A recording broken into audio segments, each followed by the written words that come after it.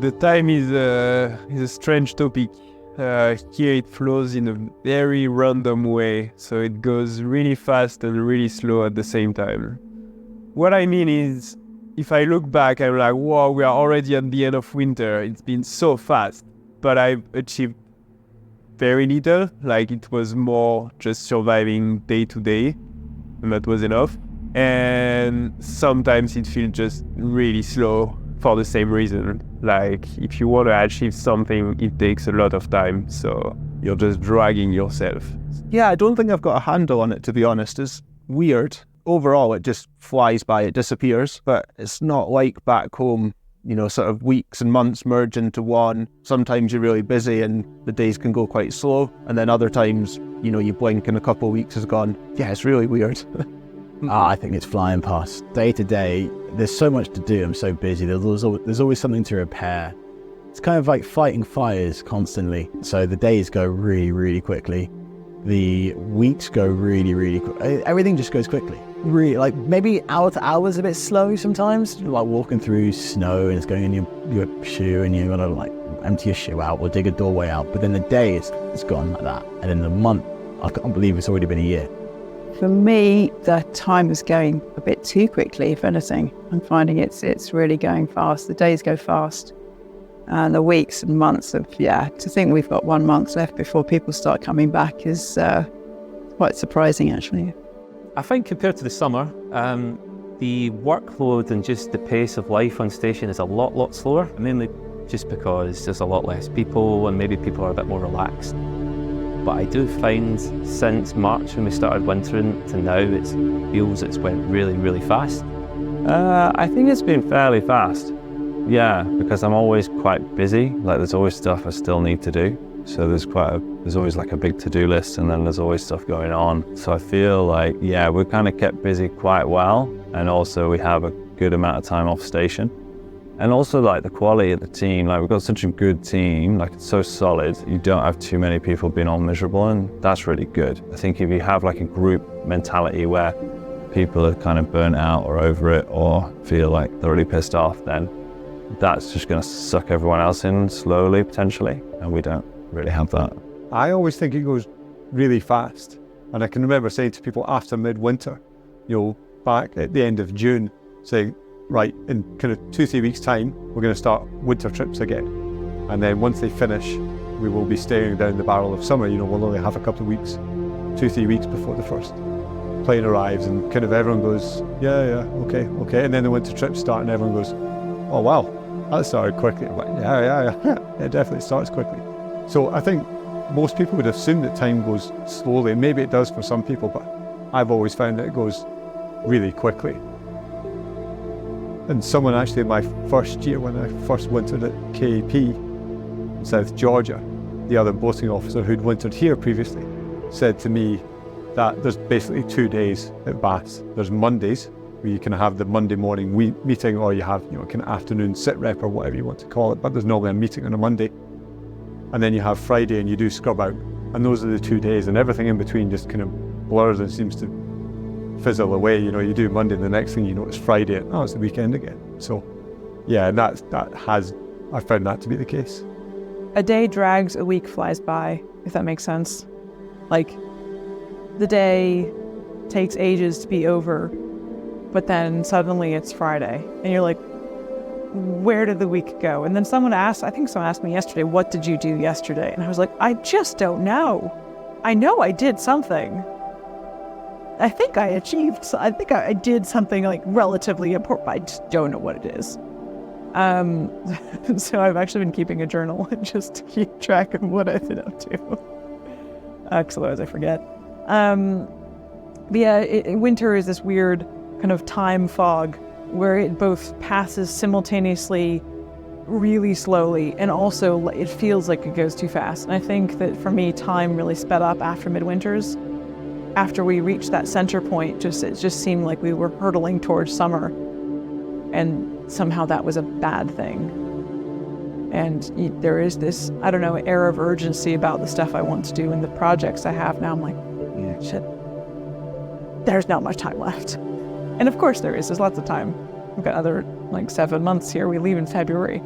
I'm looking at jobs for next August being like, oh, that's really coming up soon. And it's like, no, Claire, it's like a year away. But summer is quick. Summer feels quick. Summer is this hectic pace.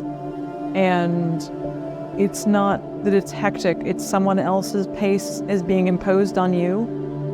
You are no longer in charge of your day. Your day is dictated by 180 people and their needs. And, you know, it's not 23 people anymore. You can't kind of flow into work when you want. It's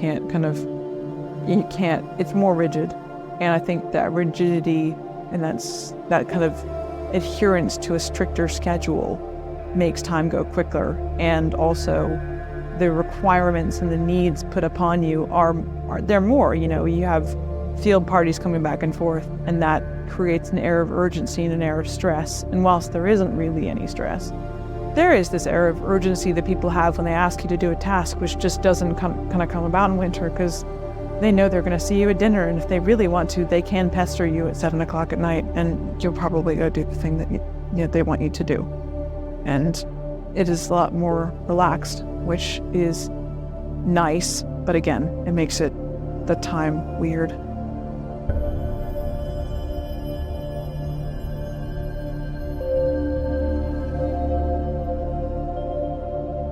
I'm looking forward to the return of my brain in summer, but I'm not looking forward to how quickly I know the time will pass, because however I feel about it now, I think that in my last few weeks here, I will get very sentimental, and I will feel like it hasn't been enough time, even if, like, right now, I'm like, good God, will it end?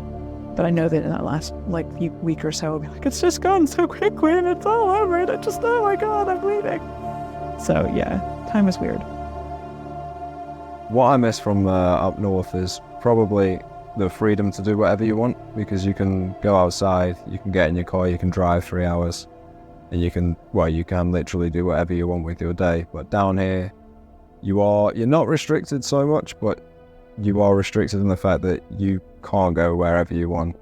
You still have to be safe, and you are at your place of work. Like, with a couple of houses. Yes, I did that last round of trips. Thought I'd done a new route with Clara, and turns out Mark had done it like 3 days before. Yeah, grade 2, 3 maybe. Yeah, quite fun. Yeah. Oh, obviously Philly Bird, my partner. There's various things I miss. I miss not being able to govern my own life. Obviously, we are in a place working for a big organisation, and there's a lot of restrictions about where you can go, what you can do, and my background is very much the kind of cowboy end of the Arctic in Svalbard, where you can jump on a snowmobile and drive as far as you want and do whatever you want. And here it's this environment is similar, but the conditions are very, very different, the regulations. So yeah, I'm probably more restricted in my geographical movement now than I ever have been in my life. I think I've been 7 miles that way and about 7 miles that way. So my winter trip was a bit restricted. So I haven't really been very far for the last, how long is it now? 7 months. So that I miss getting into a little rowing boat and rowing across Falmouth Bay and having a fire on a beach, cooking some fish that I've just caught with a spear gun, and having a glass of wine with Philly Bird. That's what I miss most. Quite a few things. Okay, I miss my friends. I mean, we are really good friends down here, but we have social circles back home which are different to the social circles here, because everyone's from all corners of the UK and even from Poland or America here. And even if you're friends, you don't have the same upbringing, so you don't have the same inside jokes or the same way of talking. I kind of miss that camaraderie with my friends back home. I miss not being able to just go buy components for projects. That is the most irritating thing, but it's also quite good because someone has a broken, for example, beard trimmer. I've got to be inventive at how I fix it. I miss the freedom of travel, because obviously we're in Antarctica. This is a dangerous place. We have a flag law which we have to adhere to. And if you want to go outside, you have to go with a field guide. And they're not always available. And that constriction of where I can go, even though the hill looks safe, if back home I would do this hill no problem, you have to abide by BAS's rules because obviously they're responsible for your safety. That to me is the hardest thing, being confined and not being able to just go climb that rock face.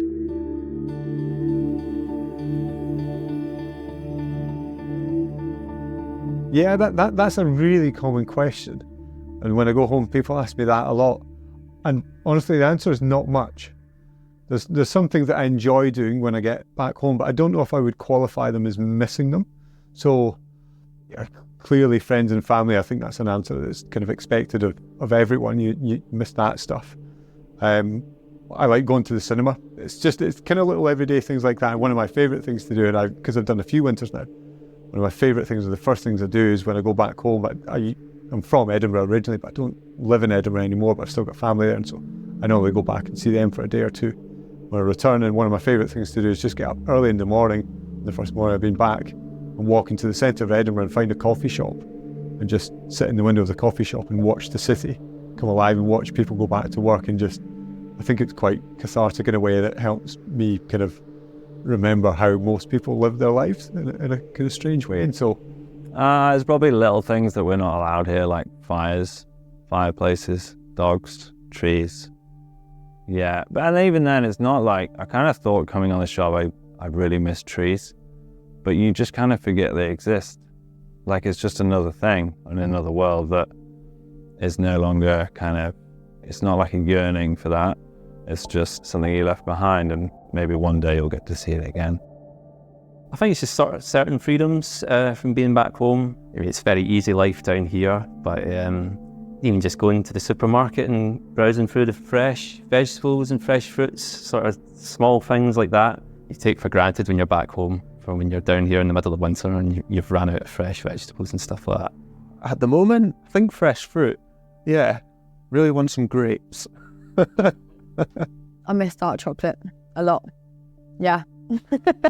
No, I'm joking. What I miss the most, this is absolutely the thing I miss the most, is being able to just jump in the water whenever you want. Like at home, I would swim in the sea every day, basically. Just feel so refreshed, and it's just such a great playground. Like you just swim laps or like lay on the surface of the water, and it's just diving below, snorkeling. And although I get to dive here, as I said, I'm in so many layers, so I'm not actually feeling the water on my skin, which is just such an invigorating and amazing place. So I miss being able to just have such easy access to the ocean. Here it's a massive procedure to get below the water. The things I miss the most would be swimming, because back in the UK or wherever I am in the world, I'd swim literally every day. So we can't swim here.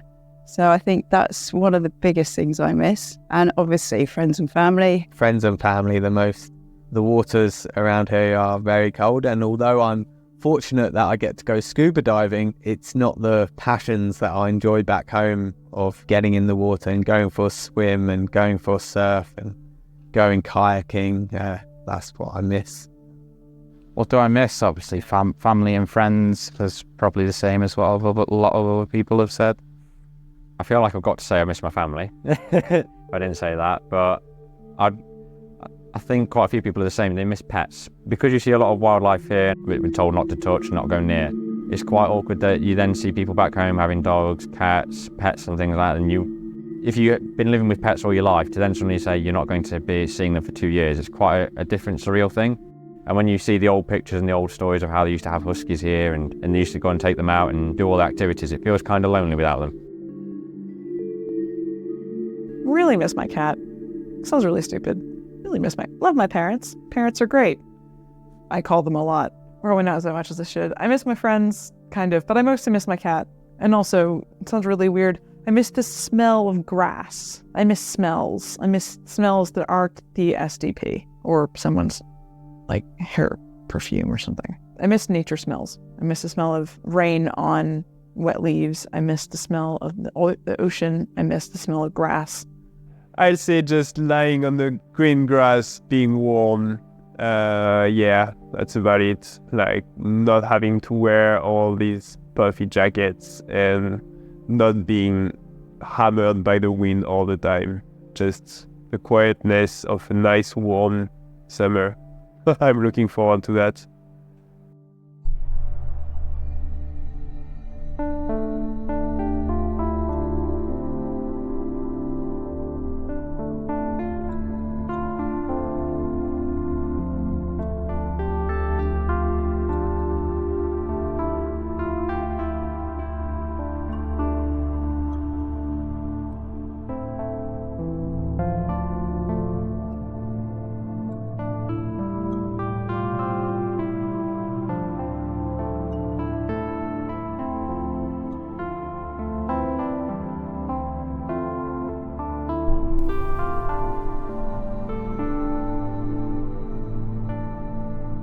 My friends and family were actually, I think they just knew something like this was coming. When I said that I'd applied, quite a lot of them said, well, you'll get that. So they're very supportive, obviously, very interested in the work that we're going to be doing and have been throughout the whole time that I've been here. But they weren't too shocked, actually. They were, I think it was a place that I would always going to come to at some point. So my family, I think they are quite used to me traveling. They are just learning more about Antarctica because no one really knows about what is the continent like, what's happening down here.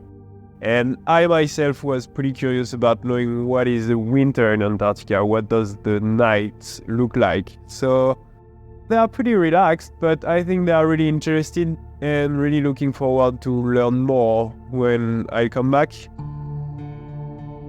It's leaving your family. My mum is getting quite old, and I've got 3 children, so I have to leave everyone. But the internet's good enough to contact them. The phone lines are good, and they're totally behind me in doing it. They feel totally inspired that at 50 years old I could get a job and come down here and start a whole new chapter in my life. It's inspired lots of friends of mine and stuff.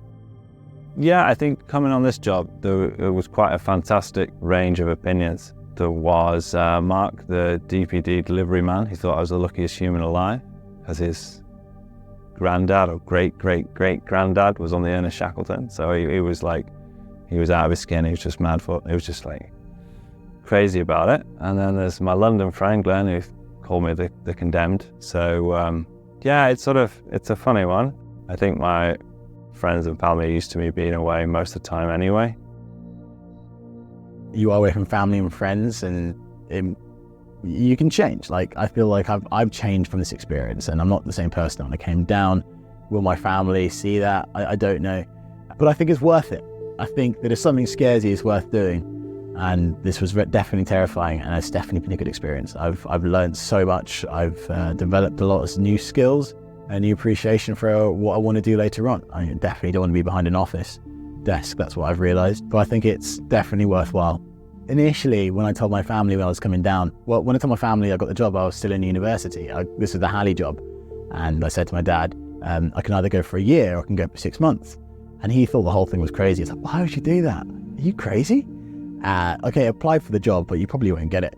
And then I applied for the job, got to the interview, got the job, and I was like, oh wow, actually, okay, yeah, go for it, see what it's like. Went to Halley for 6 months, came back, and he was over the moon. He was really happy. And then I said, I want to go again for a year. And this time, he didn't even question. He was like, yeah, go for it. So I kind of drip fed the idea of this winter to my family. A lot of other people didn't.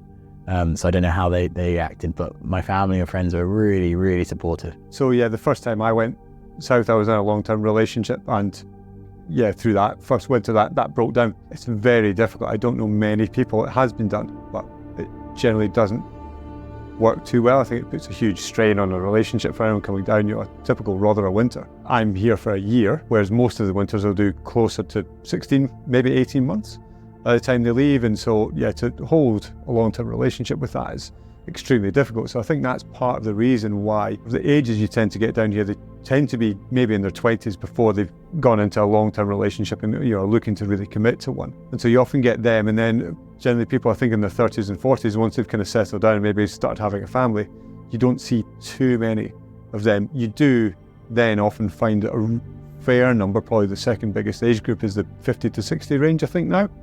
And quite often they have kids who've essentially flown the nest and, often their other partner, their wife or their husband have said, what a great opportunity, go and do it. And I think it's less strain on a relationship that has run that long for, people who are, in their 50s or so on, a year or so, actually over the course of their life, isn't a huge amount of time, whereas for someone in their 20s, it's a huge amount of time. And so for someone being left behind in their 20s, their partner's gone off for, a year or 18 months, that's a significant length, of their life. And so it's essentially a longer period of time. And so that increases the strain, I think. So I think we're just about to go over 200 days of winter. We've done over 6 months. It will be pretty much 7 months by the time we see the next new faces since the ship left in mid-March. I'm quite looking forward.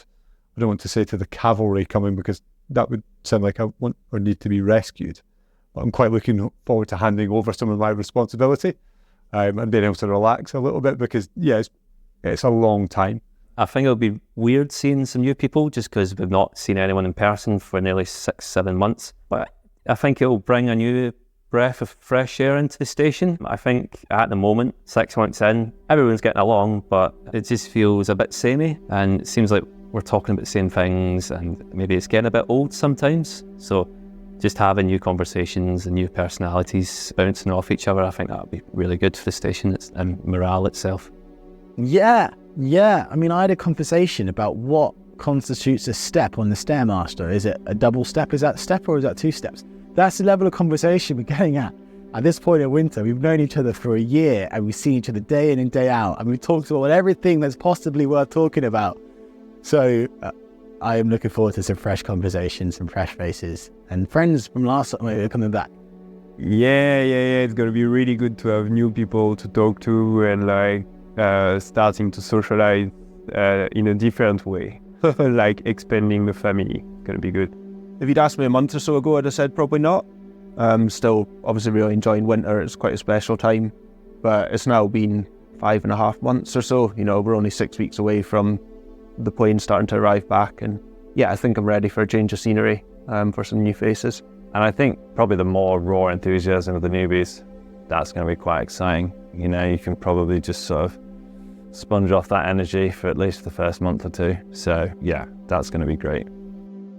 Well, it'd be nice to see new people, but the sheer waste that I'm going to be cooking for is obviously just a complete change of gear. And I think the flights coming in will stagger people arriving. So hopefully it'll be a gradual increase in numbers. But obviously with an increased workload, it's going to be a challenge. But I'm up for it. As long as you respect the place, it's fine. And sort of pull their weight. If new people come here that haven't been here before start coming in and, leaving a mess everywhere and not being respectful to the station, that'll flag up quickly. But if they're fine, then I'm fine. No problem. It'd be quite nice to see other people, and I'm probably going to be really bad at socialising when they come down because I've just been talking to the same people all the time. I'll see, there's quite a few people that are coming down that have been down before that I knew. So, it should be alright. The plane that landed that gave me lots of new trousers and lettuce. Oh, and new people! And winter's over. Yeah, fresh food, but the lettuce is really important because it crunches. That's very exciting. Nothing crunches except for toast. But it's green. It's so green. And it tastes amazing, even though I hate lettuce normally. But today it tastes really good. 205 days since our last ship. So, a week from that, because quite honestly, after the oranges got to about a month old, I'm just like, no, I'm not eating this. I have standards. But now there's going to be fruit and tomatoes. Oh my God, I want a tomato so bad. I like a cherry tomato, like a really, really ripe one. It's really sweet.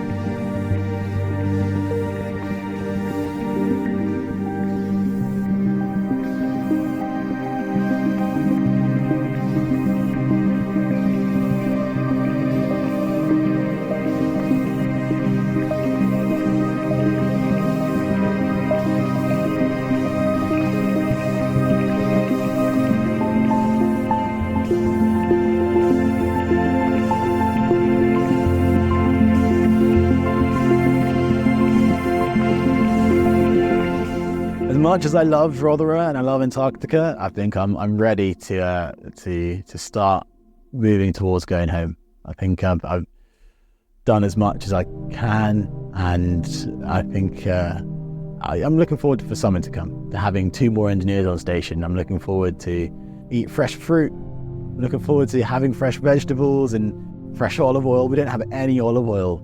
The last chef ordered no olive oil. For the whole of our winter and summer, we've had no olive oil. So I'm looking forward for that. Carrots and, yeah, my dog. Missing my dog. Yeah, I'm looking forward to going home. But I'm not looking forward to leaving either. That's something like I'm not kind of itching to leave. I've kind of volunteered to stay on an extra few weeks. Yeah, I am. Yeah, no, I'm looking forward to going home. I'm looking forward to certain elements of this existence that I find occasionally a little bit tedious will no longer be an issue. Yeah, just the whole freedom thing, I guess, would be quite exciting. I think the busyness I'm not looking forward to, but the sort of civil liberties that we get back are quite cool, really. But yeah, I'm looking forward to going home and seeing the family and just experiencing the real world again. I think it's important down here that, you know, after a period of time you go back to the real world. So I think if you do stay down here a bit too long, from what I've noticed, people do get a bit funny and, you know, they get a bit down or depressed. Not everyone, but just most people. So I think it's important to work out the balance so you're not down in the Antarctic too long, and likewise, you know, you're not in the real world too long as well. I'm looking forward to having freedom again. I'm looking forward to having privacy again. And I'm looking forward to being a doctor again. I really miss my job because I don't do that much medicine here, which is a good thing. But I do miss emergency medicine, and I miss having that team. But equally, I'm not really sure what my next step is, because whilst down here, I have thought a lot about my career. And, you know, the decision is very much, you know, I don't want on the beaten path. So I'm going back to I don't know what. I think it's not a scary thought. It's quite an exciting thought, because you have all this time I have more time here than I've ever had in my life to really think about what I want. So I'm not going back to the UK or to anything concrete in the United Kingdom at the moment, but I'm potentially going back to some things that really excite me. I'm going back to travel, hopefully, and I'm going back to some exciting jobs, and I'm going back to my family. And so I think I am, on the whole, looking forward to it, but I think also there will be a period of mourning. I will miss it. I think that I very much acknowledged within myself, and I've mentally given myself quite a lot of space to have that time. And I know some doctors have gone straight back into work, and I know that I won't want to do that. I want to give it the time and the space that it deserves to kind of process it as an experience. Yeah, I won't do an awful lot for the first month or so. I'll definitely take a bit of time off, and I will look to go back and do quite a bit of freelance work in the outdoors, whether that's the kind of mountaineering stuff, taking people up into the hills in Scotland, or taking them sea kayaking, or whatever it may be. It's possible I could come back. I will likely do something again with bass towards the end of next year. Around this time next year, I might be looking at being deploying south again. I don't know if I wouldn't want to do another 12 months. I don't feel like I want to do that just yet, but a shorter contract I could.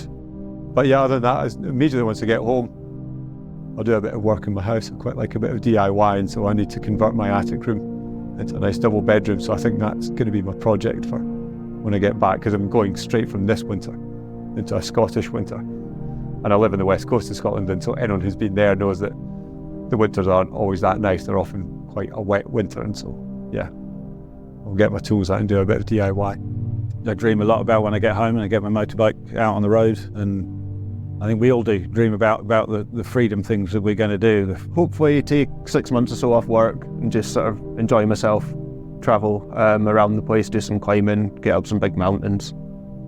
Just have fun at first. When I go back home, I've bought a camper van. I'm gonna kit it out. I'm gonna grab my dog, and I think I'm gonna head up to the hills. I'm gonna go rock climbing, wear shorts, and go to concerts, parties, and yeah, that's my plan. See the dog, family, friends. But I'm quite into my sailing back home, so I reckon I'll probably take a good couple of weeks out go sailing up the Western Isles back home. I think my sister wanted to book a skiing lesson because I learned how to ski down here, so I might get dragged out to go skiing. But the company that came down here during the summer, BAM Construction, they basically wanted to poach me. They want me to go work for them. That actually is a great idea because they do a lot of work internationally. There's a job in the Falklands that they want me to go on to. There's jobs in the Netherlands. There's a space hub in Shetlands that I could get on to. That's a really interesting job. So coming here has actually broadened my career, opened so many other doors of what I can go into. With the skills that I've learned here and the people that I've met, it's gave me a future as well as living in this present that's still unreal. I'd stay another winter. Yeah, if you could go home for the summer, months here anyway, and then come back and just winter, I think that would just be perfect for me. It's exactly what I'd love to do. Yeah, I'd certainly consider coming back for another stint. That's for sure. I could probably do another winter, but I think I might take a year out. What do I miss about Antarctica? My commute is 3 minutes. It takes me 3 minutes to walk from my room to my office. I love that. I love not having to sit in traffic. I love not having to do things like go to Tesco's to stock up my fridge. I love not having to be part of the 9-to-5 desk job. I mean, yeah, sure, one day I'll be repairing a PCB for an oven or a fridge here. But the next day, I'm digging out fuel drums on a skiway. It's so varied. It's amazing. It's not like it's not mundane. I think you could probably quite easily get drawn into how fantastically simple way of life it is.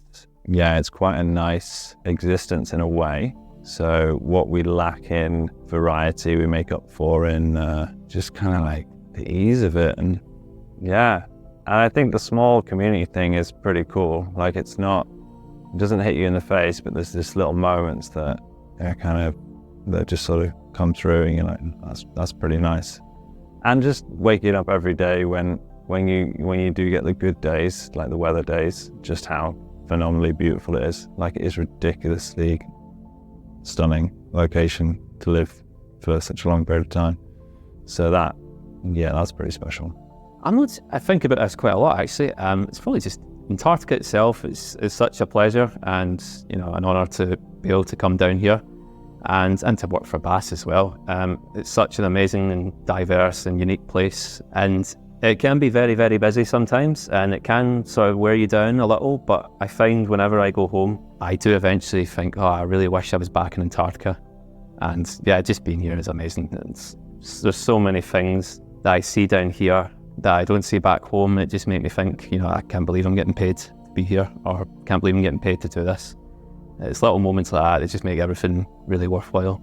Again, the tranquility. You haven't got no background noise of a bustling city or cars or anything like that around here. It's whatever noise you make is the noise you're making. There's no other noise from around really. So yeah, I like the quietness and the tranquility. Yeah, I will miss this sensation or this feeling of being just on a small island.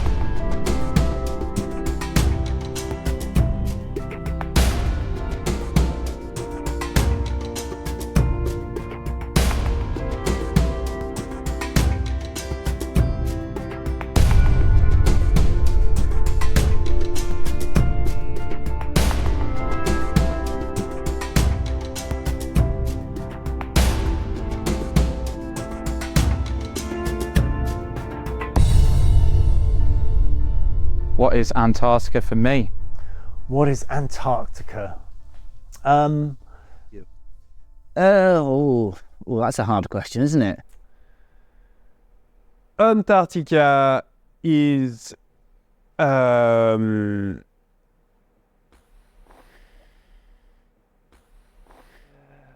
Antarctica is fuck. That's a hard one. That's a really good question.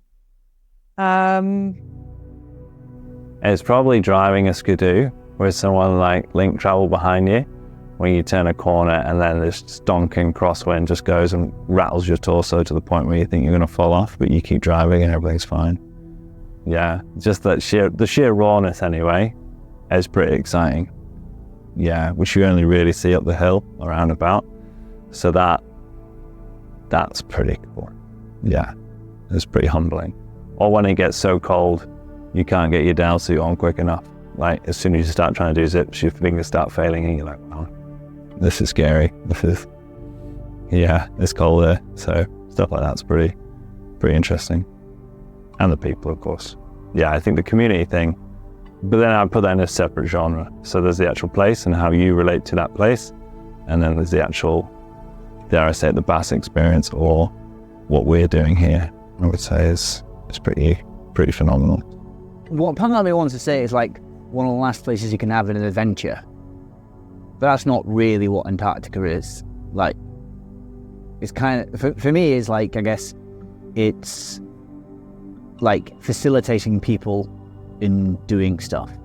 That's what Antarctica means to me. And that means being like part of, like I was saying, like part of the team of like, you're just a small cog in the great operations of things.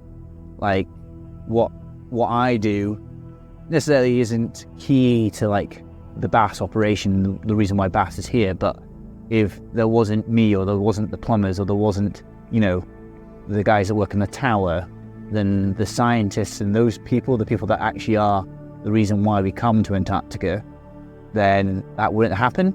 And it's that I get a lot out of that, I guess. For me, it's like facilitating that ability to do that stuff. And that could be doing the science, or it could be knowing that people have had a hard week at work and they need a day out of base, and they could do with some recreation up on Reptiles Ridge, or going skiing, or teaching someone skiing, and just being able to facilitate that. That's what Antarctica means to me, being part of something and helping people do stuff. Antarctica to me would be an absolutely untouched, amazing, beautiful place. But Antarctica to me is broken down skidoos. That's what I do. I do that at least 3 days a week, at least. And we only work 5, so it's quite busy. But Antarctica is an untouched, beautiful place, and it is gorgeous. Wherever you look is something different. But yeah, it is just broken down skidoos for me. Broken down skidoos because the machines don't really go wrong. It's just these flipping skidoos. It's an experience. It's untouchable. It's pretty unique, and only a handful of people can say they've been here.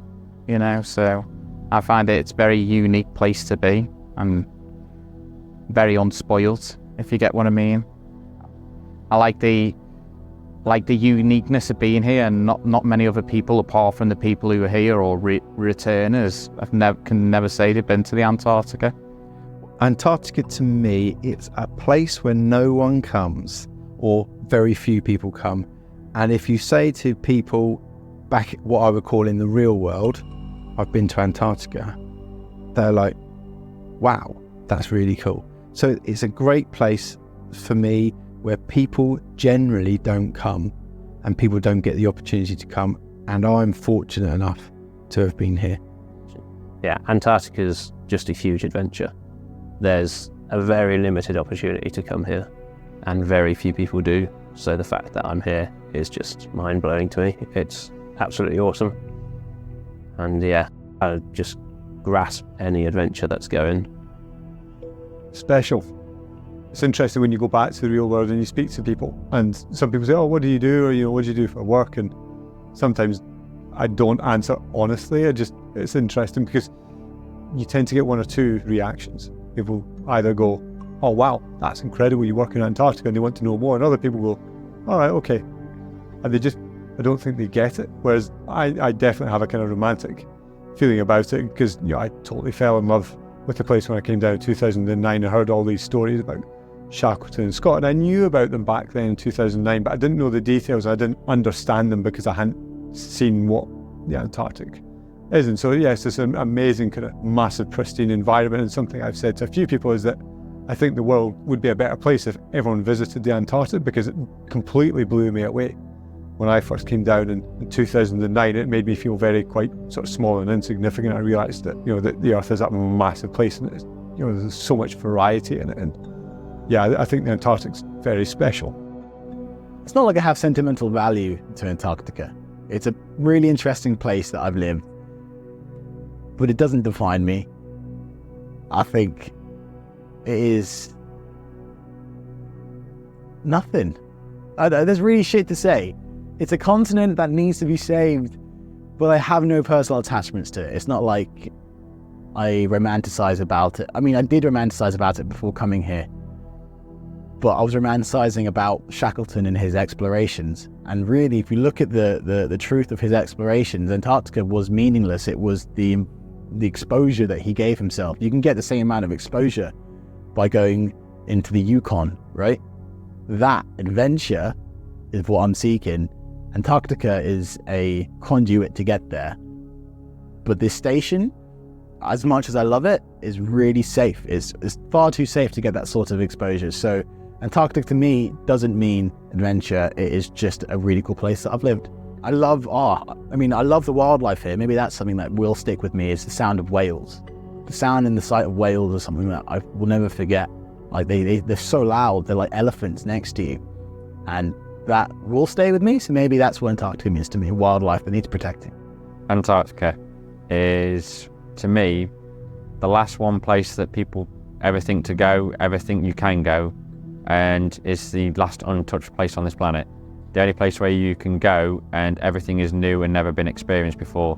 People can say they've been here once, twice, 1,000 times, but every time will be different, and you can't expect anything except from the unexpected. It is probably one of the most beautiful places on the planet, and most untouched, and so most natural. Seeing wildlife in its own habitat is just surreal. There's no gimmicks here, there's no showmanship, there's nothing, just you and nature. It's just perfect. Antarctica to me is, that's a tough question, but it's sort of isolation and beauty all wrapped up into one. It's just stunning. It's just stunning. The things that we've done and the things that we've seen. When we go up and ski and we're the only people there, we go climbing. When I saw the sun come up for the first time, we were climbing up North Stalk, and I was with Ed, the field guide, and the sun came up. We didn't think it was going to come up much further than it had, and then it just appeared. And those kind of moments are priceless, and to me, it's just like, you're the only person experiencing that. For me, Antarctica was an idea because I fell in love with ice. I've always loved ice. Researched it, studied it. I've sculpted it with a chainsaw. I've always been fascinated with snow and ice. So I think Antarctica embodies all of that history, all of that idea. So it's the history of, Scott and Endeavour and Shackleton and all that kind of stuff. But then it's also the physical properties of a continent covered in kilometers of ice. It's the physical and the idea that's embedded into our culture. I think for me that's what Antarctica is. It's the meeting point of incredible natural power, meeting our heroes, the halls of our heroes. They were here, bits of the station are named after them. You live this kind of fabric of history and stuff, and then you step outside and there's a large chunk of ice falls off a glacier, and yeah, that's it. Antarctica to me is a place of tranquility this is actually the most important thing, where you can escape the busyness of life. You can escape pollution. You can escape hearing cars. You don't have roadways.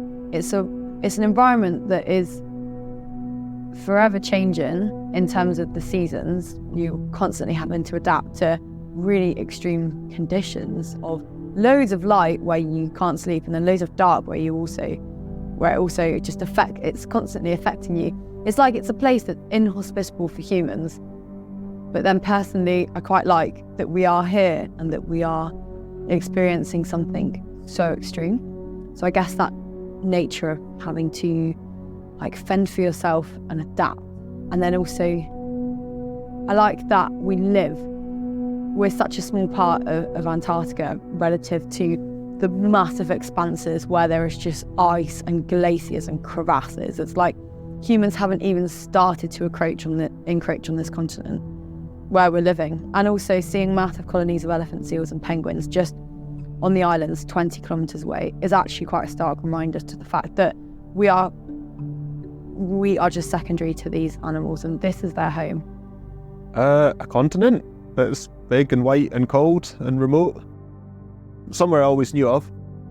I grew up just near Dundee where the original Discovery ship was built and where it is still there now, so I had school trips to Discovery, which is pretty cool. So I always knew about Antarctica and always wanted to get here. And yeah, it doesn't disappoint. It's a really cool place. It's got good views. It is a wonderful place. It's something that I've never experienced before, obviously. And yeah, it's cold, but I'm glad I came down. I'm glad I work here. Antarctica is wild, beautiful, but not at all about Antarctica. Antarctica is about the people. Antarctica is about the base. Antarctica as an experience is about yourself. And especially for me, I'm in an office alone. I can go see people, but I'm my own team. I don't have a team. For me, Antarctica has been about me. It has been about who I am and what makes me happy. Do I actually like being a doctor? And the answer is yes, which is really great. But, what do I want? What am I like as a person? What do people think of me as a person? What do I think of me as a person? All set against this sweeping backdrop of a stunning nature and staggering silence. There is a silence here which I will never experience again in my life. It's an absence of anything. It is an absence of sound and smell, and it is this stark white that is both beautiful but also just terrifyingly lonely. And you're left with yourself. And I think that Antarctica very much for me has been an inward experience. And actually, ironically, it's been the remote wilderness that's pulled me back out of my own head. And one of my favorite things to do when I'm in my own head too much is to go around the point and to just look and be silent and, be in this sterile, white, snowy place, but also feel really small. The experience very much is your own and your own experience, and you're in your own head and you're thinking about who you are, and you almost require that extreme remoteness to then remind yourself that it doesn't really matter who you are, because you're on this tiny spit of land on a tiny island on the coast of this immense peninsula with a handful of human beings who would die if a generator failed. And you just feel very small, and it's a really nice reminder that however big your problems might seem, however much of a personal experience this is for you, there is a wider, more wild world that just does not give a. And I think that is a weird comfort. So I think kind of Antarctica is very much a personal, interpersonal experience, but it needs to be so remote. You need to feel small sometimes, I think, here, and it's important. So yeah, Antarctica is lots of things. Antarctica for me is an opportunity to be somewhere which is pretty much as close as you can get to being in outer space on a different planet as you can while still being on Earth. It's completely remote. but it's not really. You know, you can still get home if you need to in a real emergency, and you can still communicate that back home. But you feel remote, and you see things that, you know, people pay thousands and thousands of pounds for it to come down and see, and it's literally my backyard. And if I want to go for a walk and experience Antarctica, which is, you know, untouched, I can just look across the point, and it's just, for me, it's an opportunity to be in touch with somewhere which is so pristine, so unspoiled, and just spectacular. Rothera particularly is an incredibly beautiful part of Antarctica. We've got mountains, we've got seas, we've got glaciers, we've got sea ice, we've got twilights and dawns that go on for like 3-4 hours. It's really hard to take a bad picture here. I've taken quite a few, but that's a real impossibility, I think. Most pictures you take are just by nature of the fact your scenery is so spectacular, just are breathtaking. So for me, it's the chance to be in such a wonderful natural environment. A special place that you shouldn't take for granted, and you know, a place that I'll remember forever. A desert. It's somewhere that no one's supposed to live here. Yeah, you're against all odds. A simple job, you know, can take hours more than you think due to the amount of snow accumulation, the weather, just the environment here is unreal. You know, it's a place to explore, but it's a place to be left alone at the same time. You know, we do the best here not to leave an impact, and yeah, it's wonderful. I want to see more of it. I definitely see myself coming back here. To me, Antarctica is a little bit like a dream. You can't really explain it to people back at home because they don't quite get it. You can't really grasp it because you can't fully ever understand that you're here.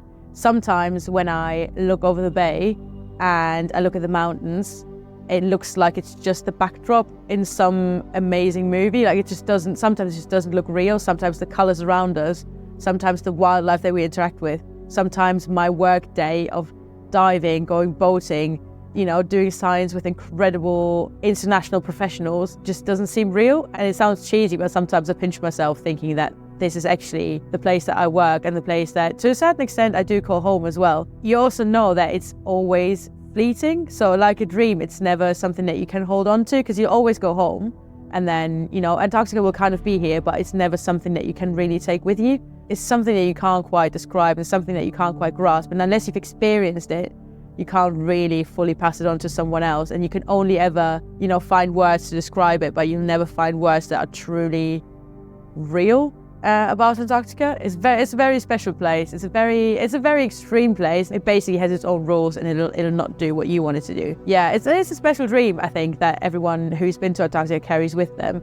And when you speak to them, you know you're speaking the same language and you can communicate about this dream. But then other people that have not been part of it, for them it will always be a little bit elusive and they'll never really fully understand what you've been going through and what you've been allowed to experience. Antarctica to me is a land of peace and a land of adventure, and that's what brought me here.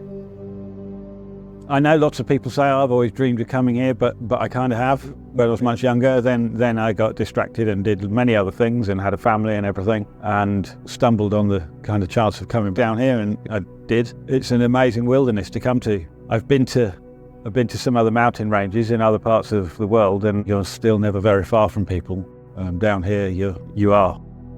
It's unique and beautiful, bleak, so many things about it. And it's a great place to come and hide from the world, come and hide in a shed for 18 months while the world goes crazy, and and I'll come crawling out next year sometime. Antarctica is a very nice place to be stressed. That's all I can say. Antarctica is a prison that you choose to be in, just for the experience. If you ever get a chance to come to Antarctica, absolutely do it, and because you'll never regret it. Everybody should try and come to Antarctica at some point. Maybe not try and come to Antarctica, that's a bit exaggerated, but yeah, they should apply.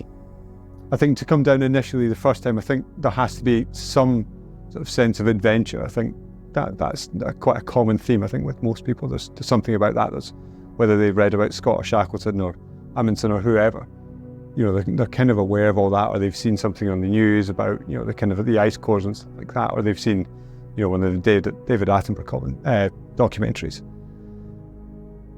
I then think there's a difference between people who do one winter, 2 winters, and then multiple winters. And so there's a bit of a joke, there's a bit of saying that you do the first winter for the adventure, you do the second one for the money, which is quite a laughable thing. And then you do the third or any subsequent ones beyond that are because you can't handle the real world anymore. So I'm quite aware of me sitting here at 6, that's probably quite, I think there's a bit of truth in that. Anyone ever sees us and wonders if they should come down here, I 110% say yes. Put that application in, try and get down here. Coming home, taking pictures, showing everyone, it's never going to be the same. For what you can see with your own eyes, sending pictures home to people, they always say, oh, it's lovely, it looks serene. But when you're here, you don't understand. It's like you're living in a dream. It is just, once you've experienced it, nothing else will ever beat it. Just live the dream.